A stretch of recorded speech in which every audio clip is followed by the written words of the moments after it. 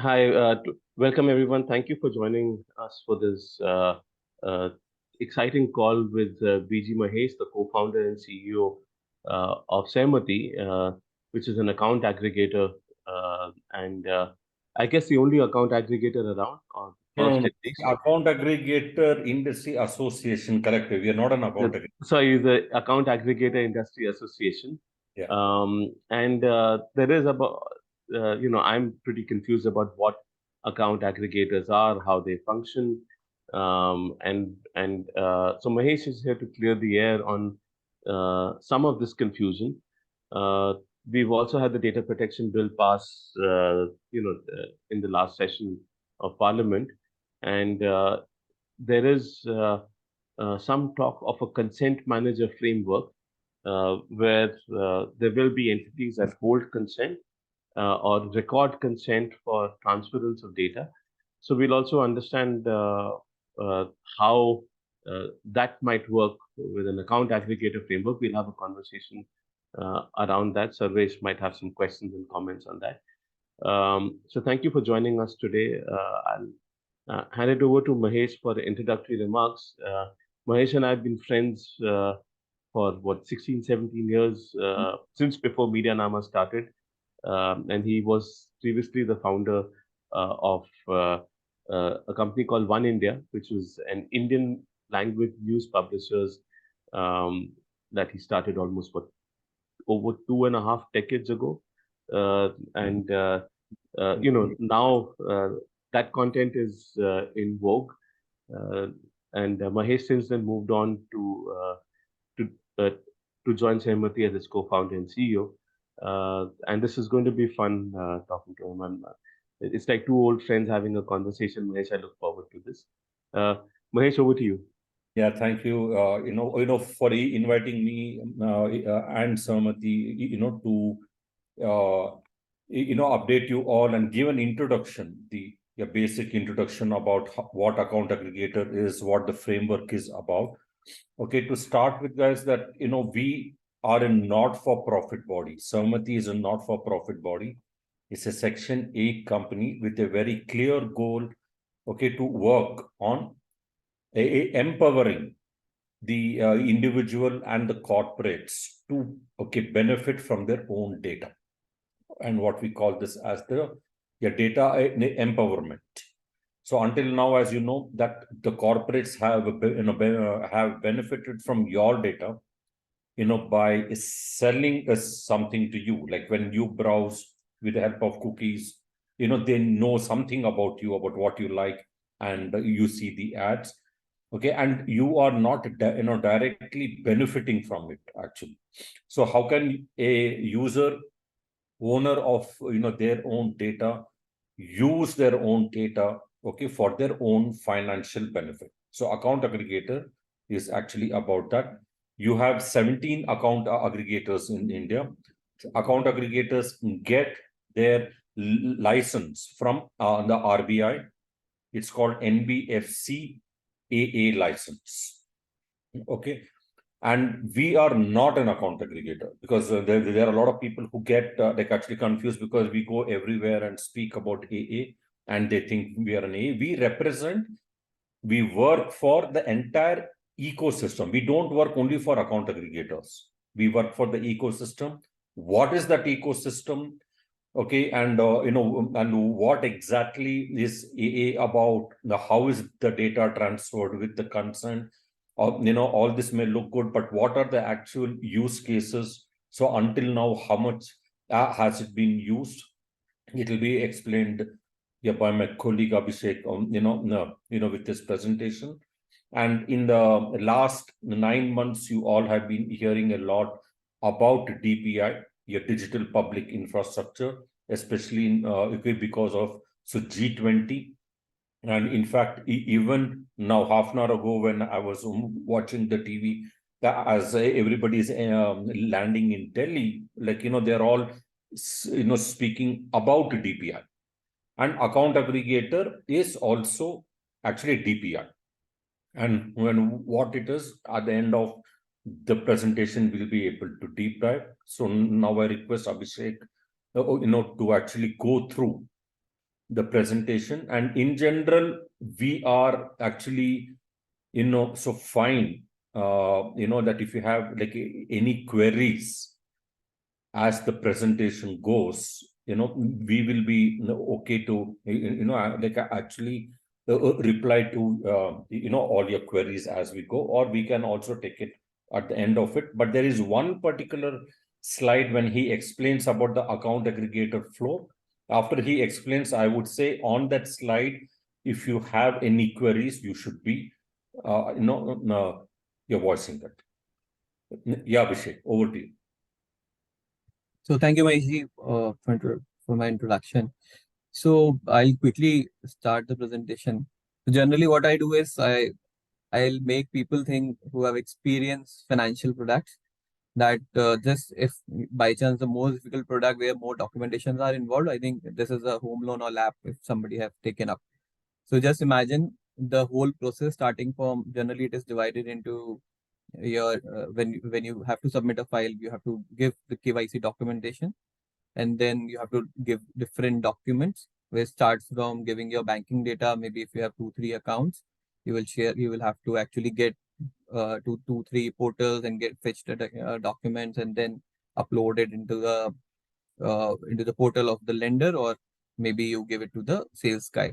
Secondly, if you are a businessman, you have to fetch GST returns from a different GST portal, or you'll ask your CA to give it, and then your income tax data. So these are generally the key point where customer actually struggles. And I have been lender myself, majorly working in HFCs, and seen many a times to collect the data. It takes the sales team has to actually constantly interact with the customer, and takes around 1 month and maybe more than that.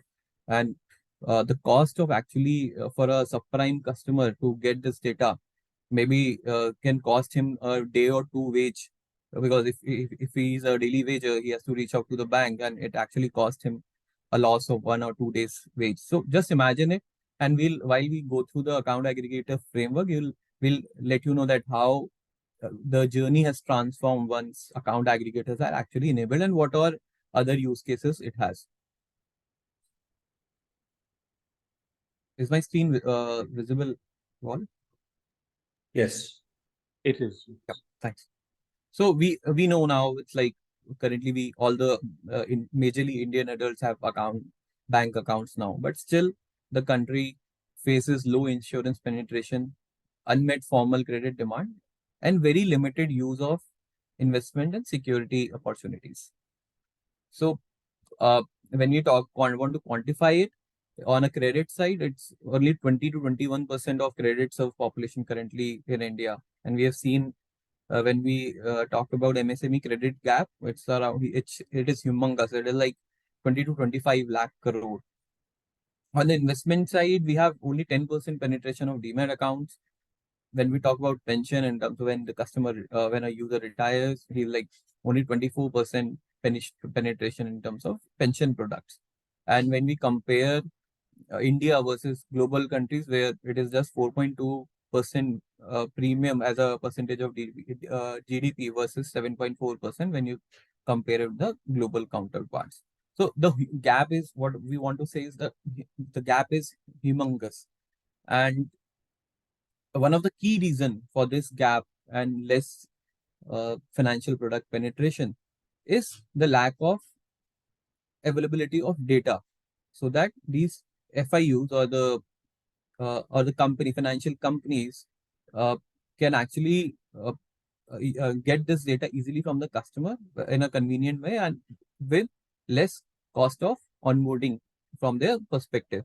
So from an India perspective, India was actually struggling and had a decade back and had threefold problems.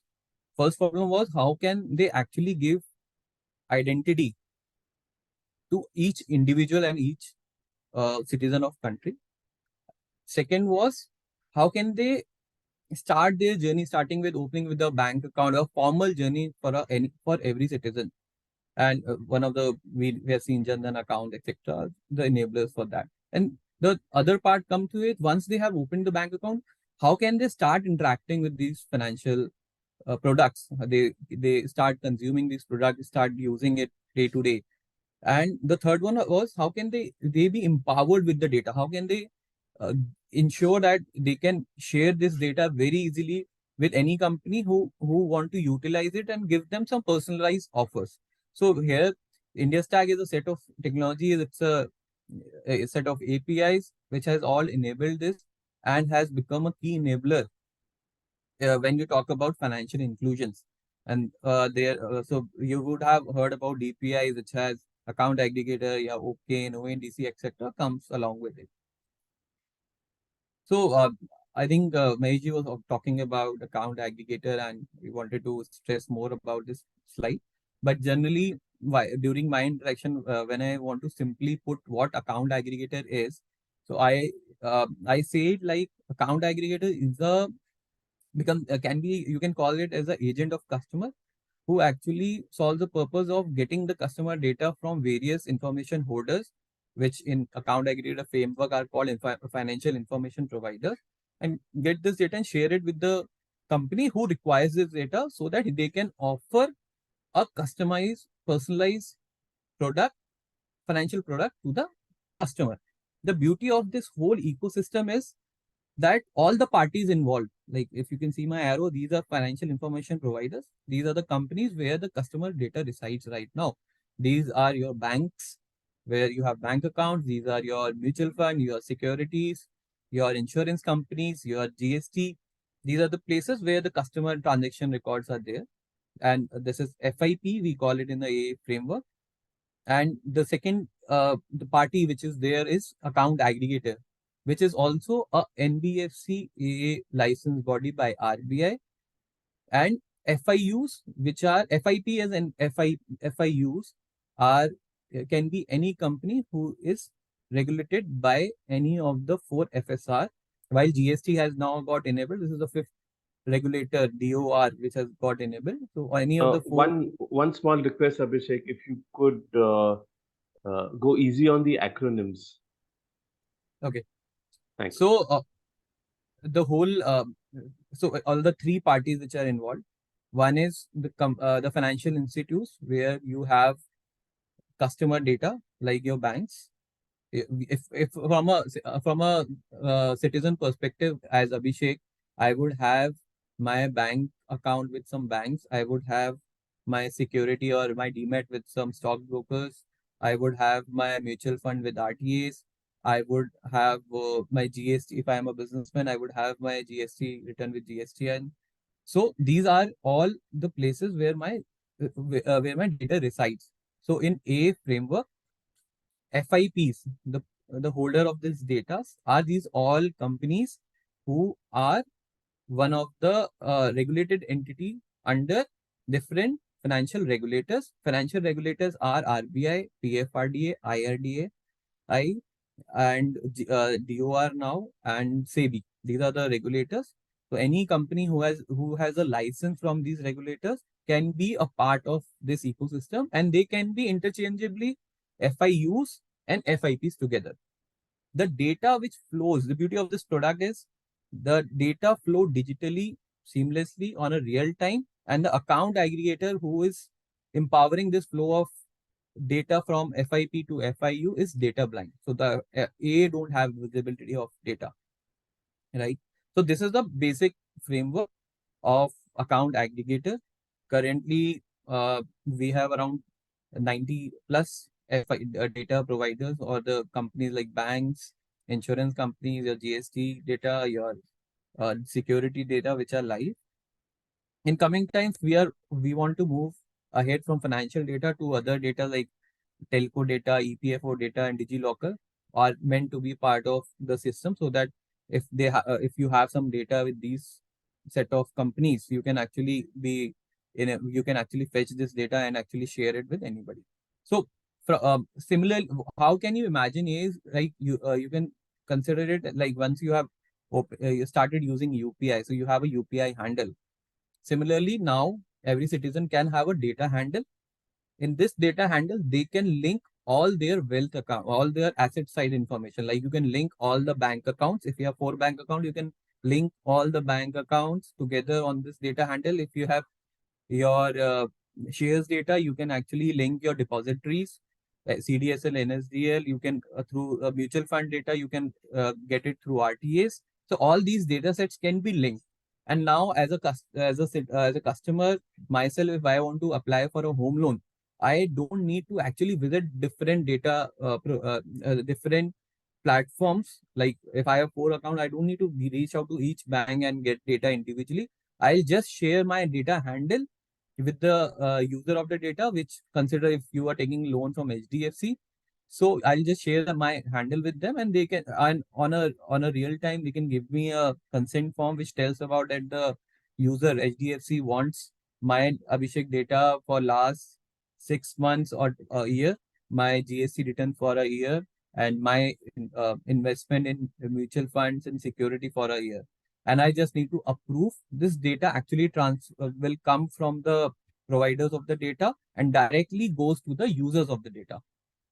So it's a very seamless process from a customer standpoint of view. And because of the availability, easy availability in a digital format, it makes a lot of sense for the users of the data, who are the companies who want to give you loan, who want to offer you personal finance management use cases, who want to offer you insurance. Right. So I think I try to consult. If there are any questions, maybe we can take it up right now.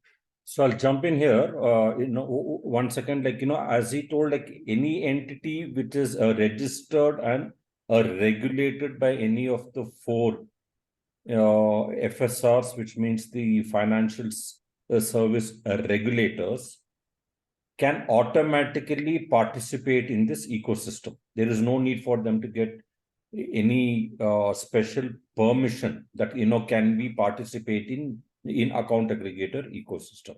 So automatically anyone who is under these four regulators are able to participate. Which are these four regulators again? Yeah, it will be RBI, SEBI, for the insurance which you have in the IRDA. Yes. And then for the pension fund, you have the PFRDA. So I have some questions. Yeah. Firstly, one of the concerns that we have here is that what we've seen with Aadhaar even is that consent is voluntary but mandatory. In the sense, there's a risk of denial of service if you don't agree to share data with a party that's going to be giving you a credit or loan. So it's almost as if you're forced to share data. Okay, Nikhil, in offline also it is happening, right? Unless I give my bank statement, nobody will give me a loan. Understood. But there is, so for example, there might be, it's also about the kind of data, right? So you might have, for example, this is for financial services, but one concern is, let's say, you might have to give for health details of your entire history going back many years, which may not necessarily be required right now while you're getting a health insurance. So you might be required to give your bank statement right now, but they may not necessarily ask, and I'm not sure about how this works because I've not taken a loan, but they might not necessarily ask for data related to, let's say, your mutual fund investments or your credit card statements, things like that. So the scale, the problem is that the scale at which data might be sought, which you might not be comfortable sharing or giving, might, at that scale, it might become mandatory for you to share access to an account aggregator. And even with subsidies, for example, the Supreme Court had ruled that you have to give citizens an alternative as well. An alternative to Aadhaar. So that was one critique of Aadhaar, that was voluntary but mandatory. Is there a similar problem here that's waiting to happen? So I will actually I will think, but I just wanted to tell you, the end-to-end data flow is fully encrypted. So only the FIU, which is providing you the financial service, is able to decrypt the data. So the account aggregator is not able to decrypt the data. No, I'm not worried about the volume. Because I want to just give the flow, and I'll come to your question. Okay. Okay, and also want to tell, once the FIU will actually get this information, the data, account aggregator is required as according to the licensing norms that they delete the data. Okay, so account aggregator is not having any of your information. Okay. Understood. Okay, so they will have only your consent information that you applied for loan here, blah blah blah. That is there. Okay, now theoretically, now in view of the new act, DPDP Act, it only says that you should take a consent, from the owner of the data. It is, and you would agree, the DPDP Act is not about financial data; it is about data. All data, yes. I'm applying it over here. Okay, it's specific to the financial data, and the consent should be taken. Through this new entity is called consent managers, which ultimately will have to get registered with the upcoming data protection board. Okay, which is set to happen as of now. All the account aggregators, which are consent managers, are registered and under the RBI. So even we don't know that how exactly that dual thing is going to happen, but I'm sure it will come. Now, as we go forward, even if the account aggregator is there, you can still go and apply for the loan offline, giving everything offline. But as we go forward, I would say that the FIUs will say that you kindly provide all the data through account aggregator to us. Correct. On physical. I mean, I'm not saying on the very first day that's already happening, but the process has started, and it is 5 year. It will take 5 years, 10 years for the entire thing to actually move. Okay, where it will become somewhat that we want you to give only through the account aggregator. Now, with the DPDP Act, you have one clause. It should be an explicit consent. Explicit, and in the AA world, those fields have been defined. That in the consent, when it is shown to you, what fields should be there? Like who is the entity which is asking you, for the data? What kind of data it is asking? And what kind of consent is it? Is it a one-time consent? It means, are they able to get access to your information only once? Or we have something called the recurring consent. So can they periodically fetch your consent at a frequency which will be shown in the consent? And the one which is last is something called the data life. Till what time, till what period are they allowed to process your data? Okay, so if I take a car loan, okay, they may say it is for 15 days or 4 weeks, let us say. Okay, after 4 weeks, according to the regulations, they are not allowed to use the data. It will be stored, okay, but they won't be allowed to use the data. Now, it is the DPDP Act now, which is about 1 month old. But what we were doing in India, what happened that, like you would have heard of the techno legal framework. So the technology part, already went live. Okay, with the understanding, we all assumed, or under the RBI itself, that the foundational actually things of the act are actually still the same in a way. So now you have the technology solution, and you have the legal actually backing, or the law of the land. Okay, is already there. So now this FIU, who are regulated entities, to start with, they were obligated, to work, do what their each respective regulator had informed them about data governance. But now about that, you have a law of the land. Okay, now we do have a gap. Now you will ask me that how do you know this FIU will not use the data after the data? No, I'll get into that later. My question was about voluntary but mandatory, as in, will I reach a stage where I don't have a choice but to give my data? So, for example, an account aggregator framework could also, like I said, work for health, right? a consent manager As framework. of now, it is not account aggregator, but you do have a parallel ecosystem where you have a consent manager. Consent manager. So let's say tomorrow, if I want to take a loan or if I want to get insurance, Yes. right? For either of those things, I won't have a. Will I? Is it going to be voluntary but mandatory from the FIU side? Will the FIU say that if you don't use an account aggregator, I will not give you insurance or I will not give you a loan? Yeah. And so because this is, I mean, let's not forget that there were instances with Aadhaar where ambulances were refusing to service consumers in emergency situations, and there are people who've died in. I remember reading a story about someone in UP when because they didn't produce an Aadhaar, right? We had threats at that point in time saying that your mobile connection will be shut down if you don't use an Aadhaar. So Aadhaar became voluntary but mandatory. My question is that will we also reach a situation where these FIUs will not operate or will not service customers if they don't use an account? Yeah. So see, and what is the protection for consumers in that situation? Yeah. Okay. Okay. Number one, you need to understand AA is a digital public infrastructure. Okay. I'll get to that soon. Don't worry. I know. No, I'm saying it is only a road. Okay. So now these FIUs are commercial entities. The examples you gave in all possibility without me knowing the details were subsidies or something from the government, a service which was being provided for free.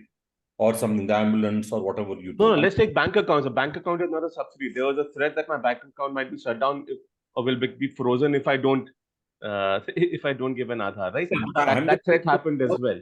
So it's not just subsidies, Okay, but here these calls, I'm saying, would be of each entity, financial entity, whether commercial, government, semi. I mean, it is okay. Now, if you have an entity which has very, very, very, very hard rules, then you'll tell, I'm not applying with you. I'll go to somebody else.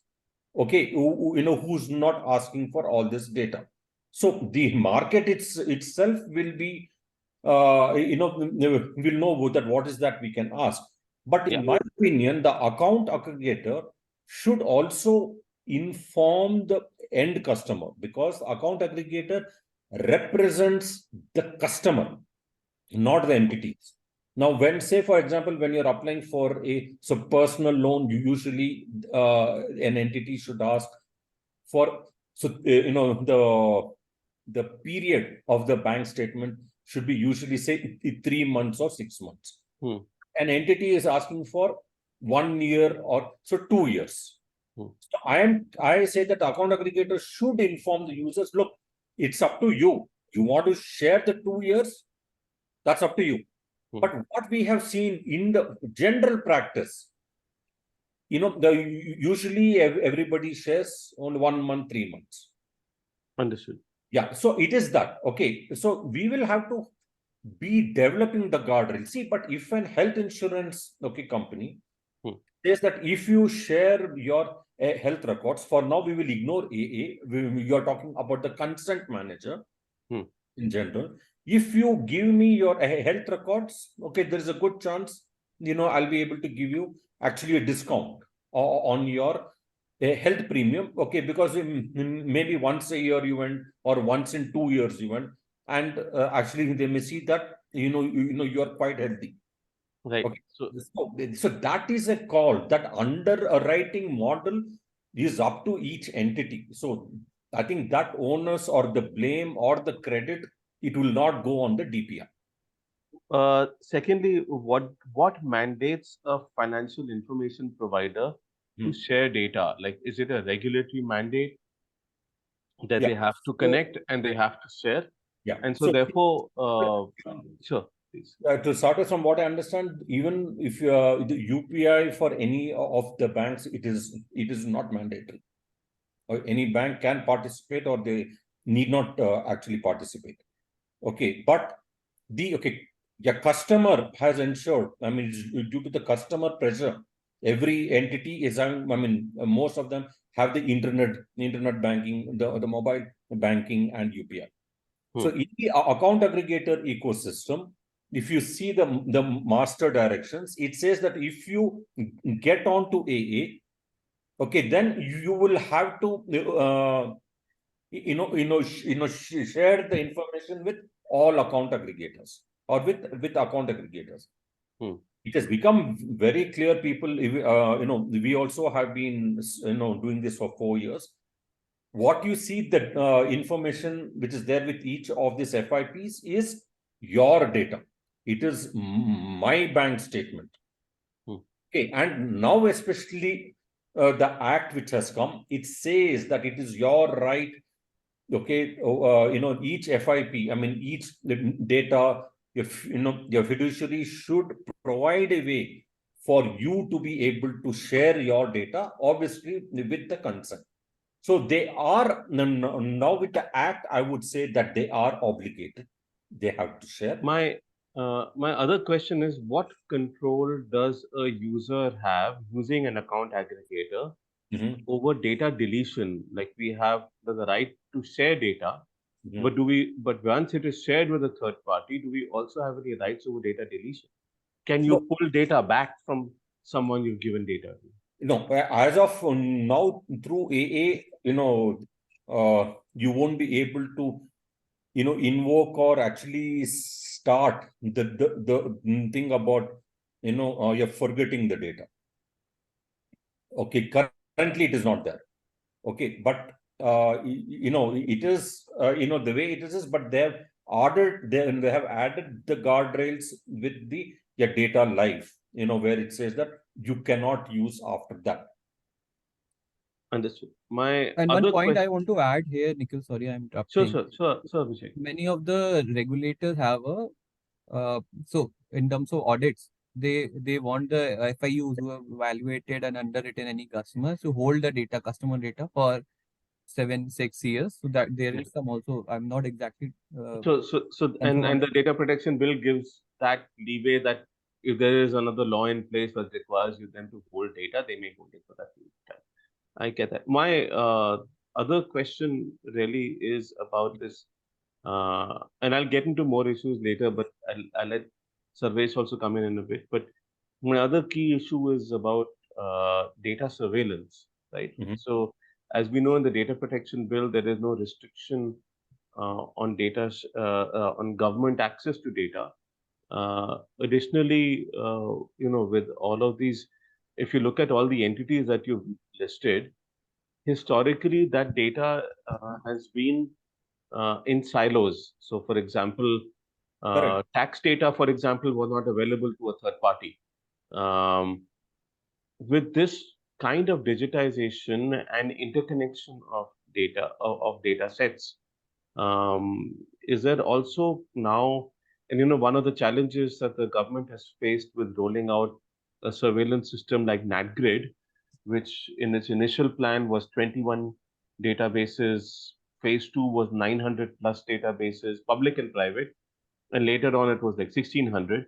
And I'm not saying account aggregators or Sahamati is responsible for this, but one of the challenges that they faced was about interoperability between databases. So I'm just a little concerned, and maybe it's more of a statement than a question, Mahesh, that I think this breaking these walls between databases through even if it's through consent and a consent manager framework, when the government has the ability to bypass that consent because the data protection bill basically breaks down all the silos.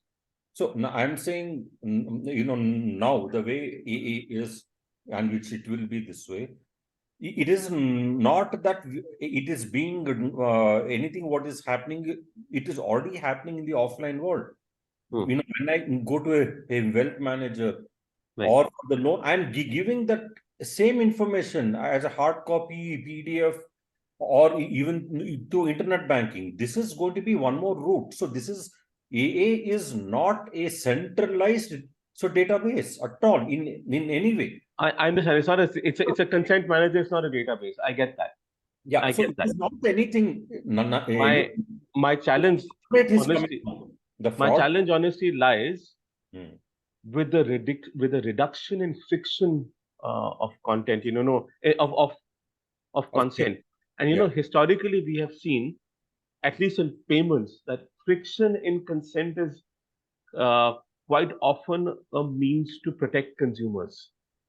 This complete doing away with friction, and we've seen that with UPI frauds as well, actually exposes in UPI the entire bank account of a user, and with the ease of consent makes it easy for money to be transferred. So there are two sides to ease of making payments. Yeah. I have similar concerns around the ease of sharing data, going forward. Bless you. See, I would say that, I mean, like if it will, you give your audience, like, any comfort, like almost 3 months ago, we have already formed a committee of, few experts who have worked for large banks, like in the, cyber department, risk department, the fraud department, to see what additional actually guardrails we need to put here. Even though it is yet to grow, it has started, but even before it explodes, before the exponential, so growth happens, which it will, I can guarantee you that. In advance, from all the learnings we have from various other systems, can we incorporate that at each step? At the FIP level, is it able to actually smell something is going wrong, about to go wrong? On at the AA level, at the FIU level. So we will be only by having more and more guardrails, I think we can, to some extent, we will be able to reduce for sure. That also brings in a question of algorithmic accountability, right? Because if it's going to be data-based robotic processing of information to make decisions, then there is also a potential for discrimination. There's a potential for incorrect actions being taken. I know it's not your responsibility as a framework. It's a separate topic. See, fair enough. See, you could. I mean, I think I request you and all the guys not to shift. Like all the any issues you guys have in the offline world to AA. AA is only a pipe where with your consent information is shared. And that we need to add more and more guardrails. So say that is something the ecosystem has to do. We can't expect the regulators, the government, etc. to handhold, because after all, the people participating are somebody who have been running excellent entities, good entities, is something the ecosystem, and that is what I understand that. My questions were basically coming from the point that account aggregators are a critical enabling framework for this, right? And there are associated issues with it.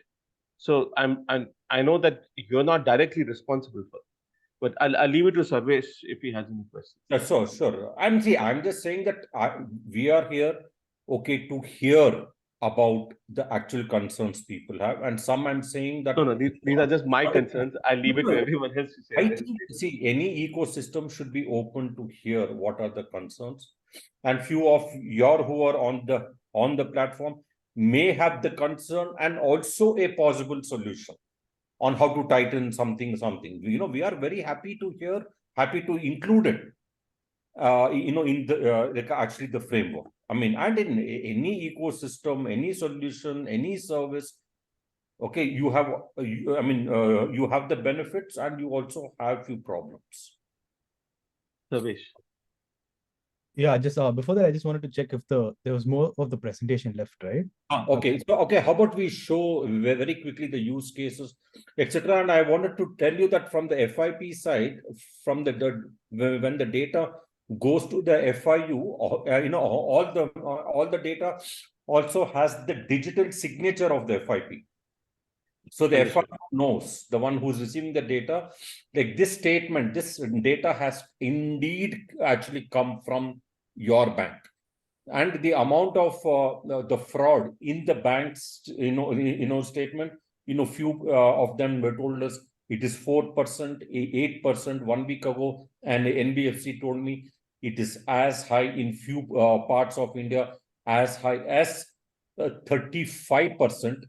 And yesterday, one more NBFC told me the entire statement was, completely doctored. The entire, from first pixel to the last, the entire thing was fraud. So Understood. PDF, when you give PDF, all of all of that through AA will shrink actually to zero. So continue, Abhishek. Yeah, so we have, I think we have discussed a lot of stuff which will be already covered here, but what AA is enabling is that it's enabling seamless sharing of this overall data which a customer has on the asset side, and which has its own many benefits. Like if I talk about major benefit comes from the credit side. So there's a huge credit demand, and one of the reason that the many of the people are left behind without the financial services, and they without the loan from a formal lender, and they tend to go to informal lenders where they are charged humongously high rates of interest, and then they get into a debt trap. But because of the availability of easy of data very easily, these customers can be served by the market players, which are lenders specifically, because they are more confident now because the data which is coming is directly from the source, so there is no fraud. So they can do their underwriting, and they understand and are much more confident while underwriter takes a decision on any case. Because of availability of data from various sources, more data point, data footprints, this personalized, we are graduating from a vanilla programs to more on personalized offering when we talk about credit. So if you want, right, if you now what happens is majorly all the credit products which are sold are basis your credit score.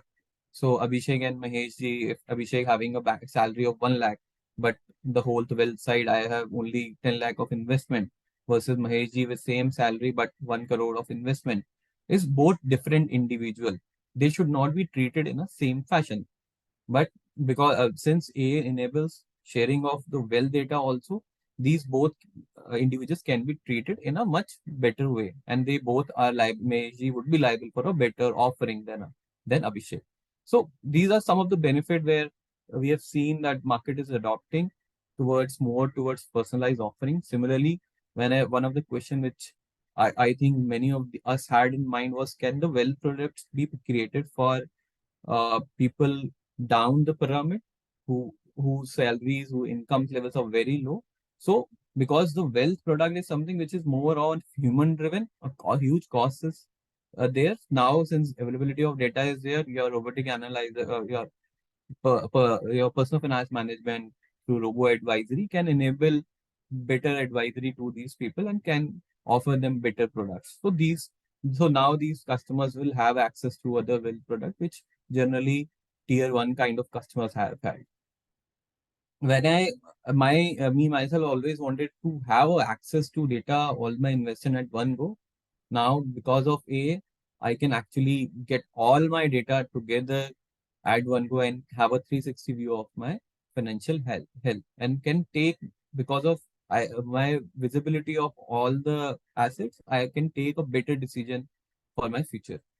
So these are all the benefit from an individual side, but market participants like zero fraud, they are more confident on the underwriting people, because it enables a recurring fetch feature through which these market participants or the lenders or the PFM companies can actually monitor the customer. They can give better advisory. They can monitor the customer and can nudge him at the right time to take right decisions. So these are all the benefit from a FIU perspective.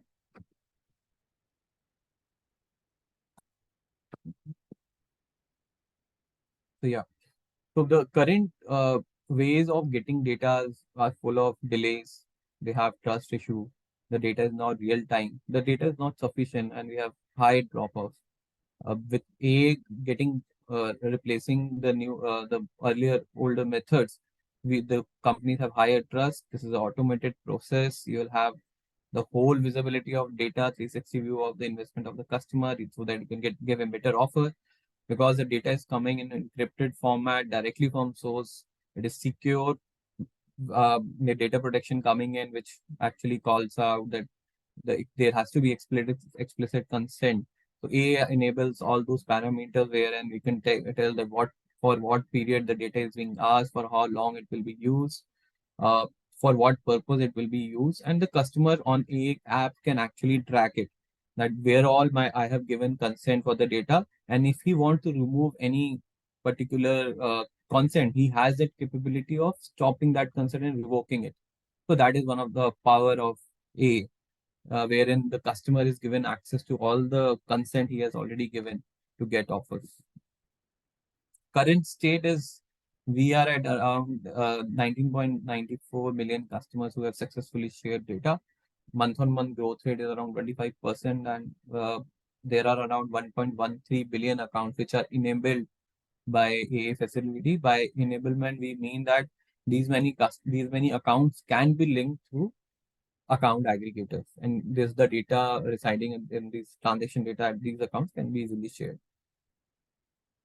In terms of the data which the customer can as a customer I can access, these are the data providers which spread from all the PSU banks.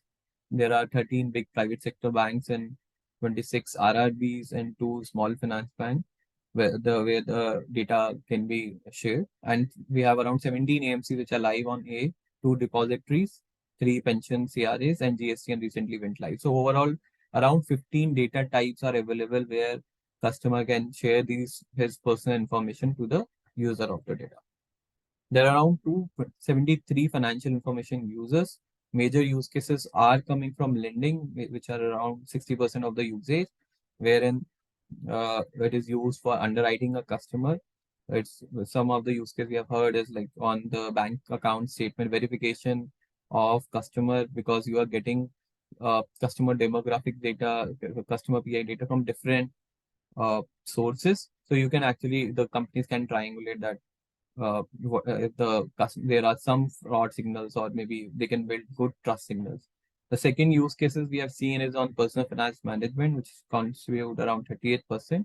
And while Demat account opening, there is a requirement of bank statement or analyzing analyzing how much customer can invest. So that Demat account opening has been used. 2% is coming because insurance companies are still in process. Many of the products, which especially your term insurances, where the income eligibility is being checked by the insurance companies, I think the use case majorly comes from them. But there are other use cases which market actually is looking forward. So from the 273 financial information user, we have majorly around 155 NBFCs and HFC which are using the data for the lending side, and PFM and then insurance companies who are using the data. Total in financial year 2023, we have seen around 55.5 billion approx loan being given across by using account aggregator.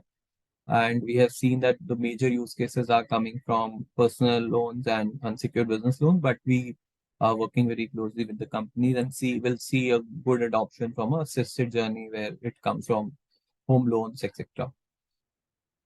Average ticket size on personal loans remains at around 1 lakh and 9 lakh for business loans.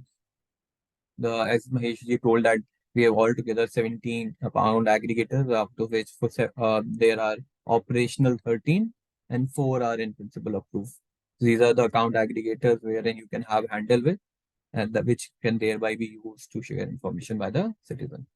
So as Sahamati, we are at the end of the slide, and we kind of do whatever it takes in terms of how AA can be strengthened, the customer can be given the power of sharing his data.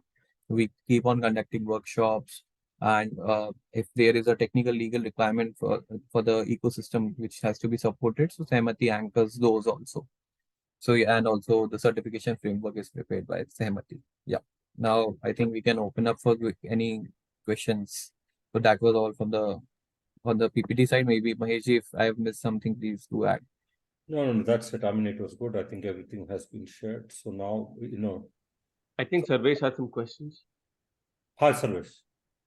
Yeah, so some of them you Nikhil already asked, but the other thing that I wanted to know about was an issue that comes about is consent creep. Like, because now it's become so much easier to get consent and data, do you think that institutions will ask for more data than they require?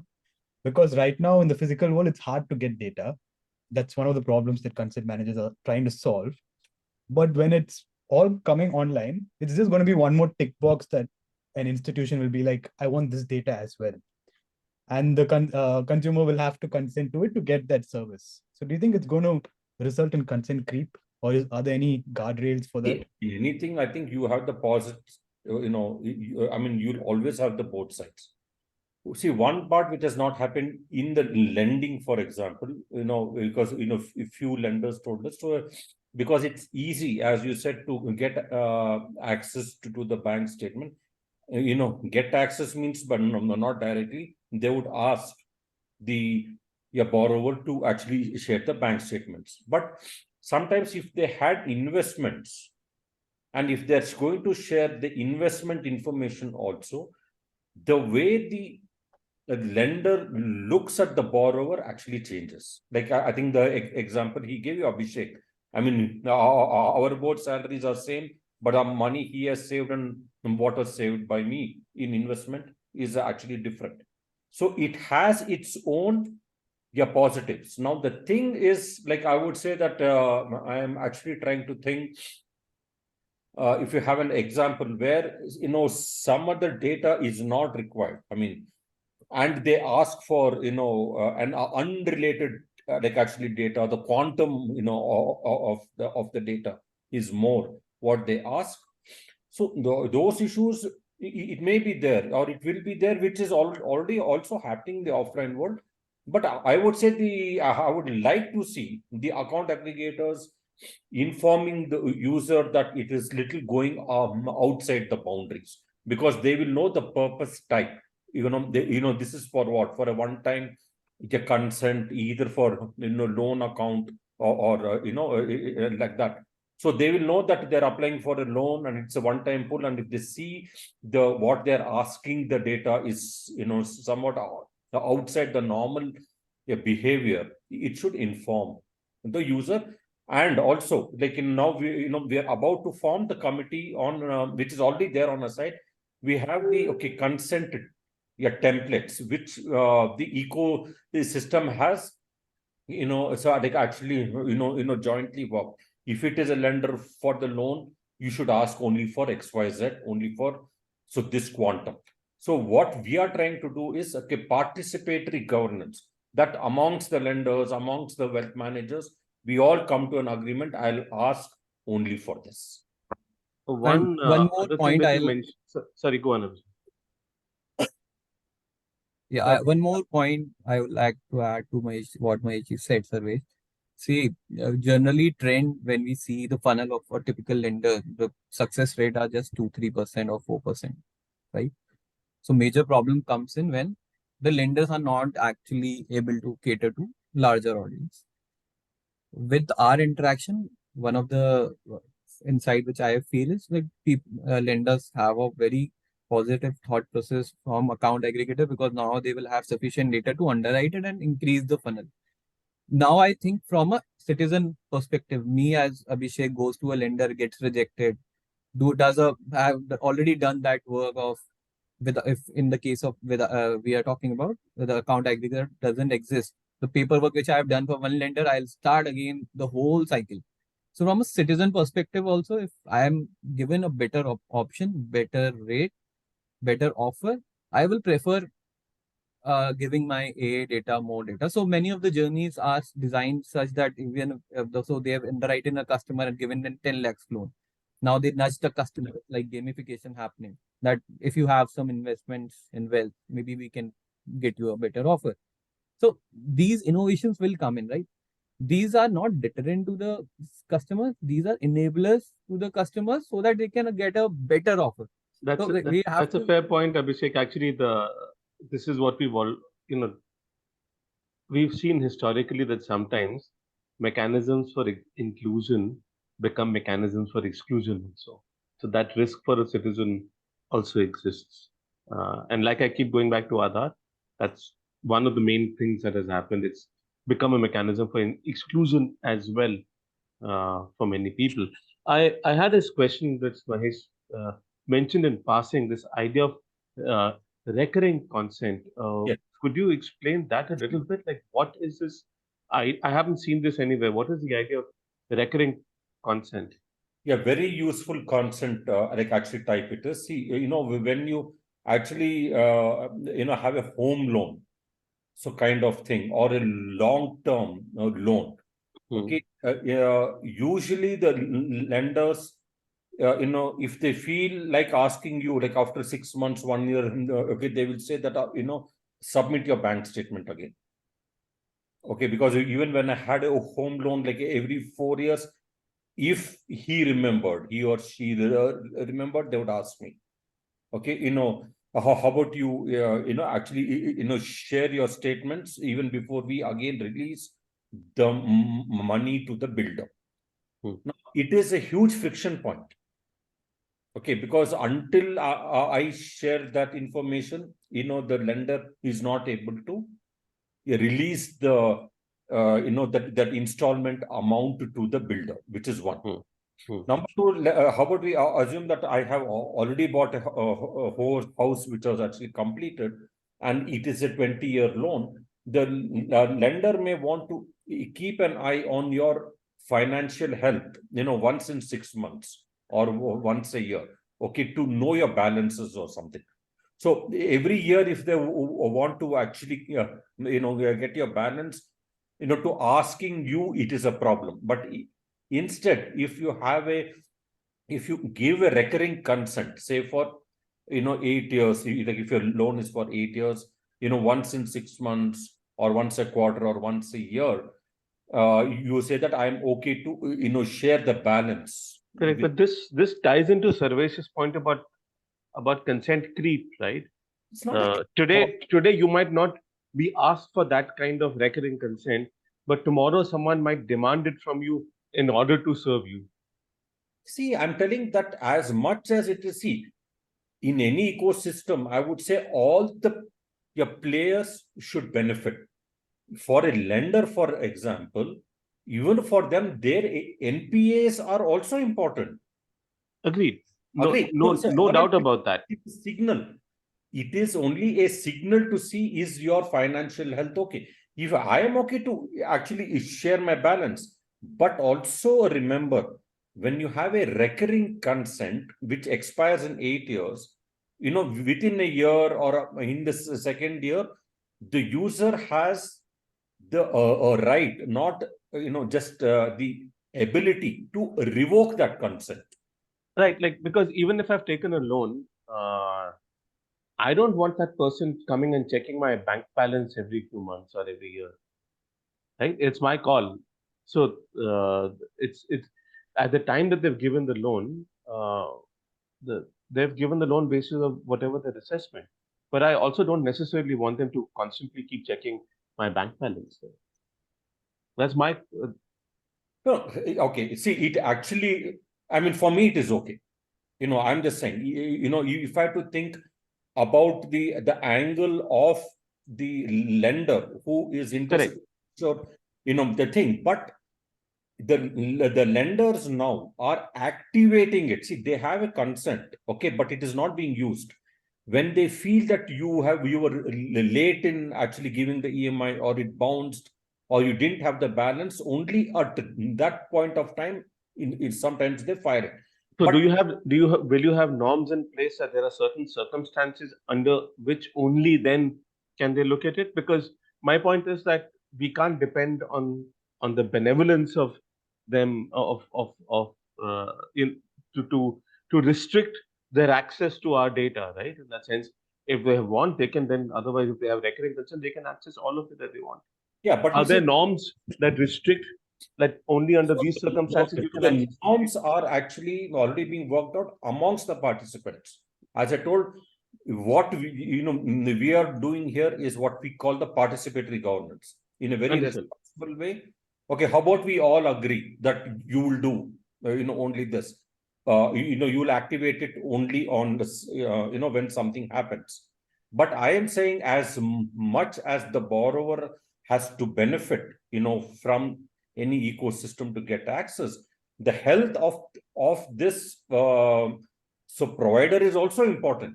No, I don't disagree with that. And my other question is that if you define these norms under Sahamati, are these norms legally binding? If all the participants on their Like own it's a agree, code of conduct is different yeah.